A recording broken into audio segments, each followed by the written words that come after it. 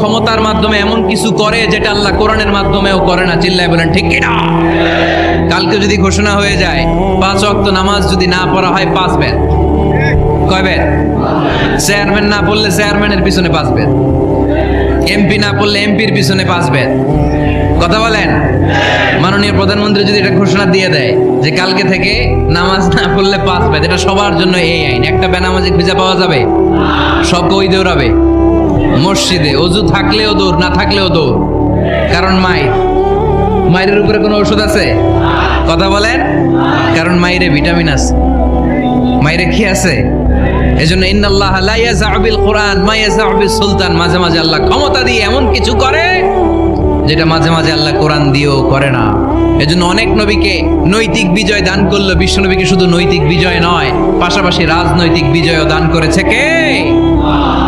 3টা নেয়ামতের ঘোষণা দিয়ে আল্লাহ বললেন, আলাম নাশরাহ লাকা সাদরাকা ওয়া ওয়াদা'না আনকা বিজরাক আল্লাযী আনকাযা যাহরাক ওয়া রাফা'না লাকা যিকরাক। পড়েন সুবহানাল্লাহ। নবী হে, আপনার মর্যাদা আমি অনেক বাড়িয়েছি। আপনার কথা শুধু মুসলমানেরাই বলে না, হিন্দুরাও বলে। আছে না নাই? গতকাল এক হিন্দু ভাই আমার হাতে হাত রেখে শাহাদা বাক্য পাঠ করে গাজীপুরে মুসলমান হয়ে গেছে। বিশ্বনবীর কথাগুলো যখন তারা শোনে, তারা নিজেদেরকে ধরে রাখতে পারে না। আপনারা মহাত্মা গান্ধীর নাম শুনেছেন? তিনি ভারতের অবিসংবাদিত নেতা। বিশ্বনবীর ব্যাপারে কমেন্ট করেছেন যে এরকম নেতা পৃথিবীতে আর দ্বিতীয়টা কখনো হবে না। মহাত্মা গান্ধী কি মুসলমান না হিন্দু? গোটা বিশ্বের খ্রিস্টানরা বিশ্বনবীকে নিয়ে এখন মাতোয়ারা। মাইকেল এইচ হার্ট, খ্রিস্টান, একটা বই লিখে গোটা বিশ্ব কাঁপিয়েছেন, দি 100 ranking of the most influential people and person in the world. পৃথিবী কাঁপানো 100 জন মনীষীর জীবনী নিয়ে একটা বই তিনি করেছেন। এই 100 জন মনীষীর জীবনীর মধ্যে যাকে নাম্বার 1 তিনি করেছেন, তিনি হচ্ছেন আমার নবী, আপনার নবী, পিয়ার নবী, বিশ্বনবী মুহাম্মদুর রাসূলুল্লাহ সাল্লাল্লাহু আলাইহি ওয়াসাল্লামের। মাইকেল এইচ হার্ট কি মুসলমান? সে একজন খ্রিস্টান।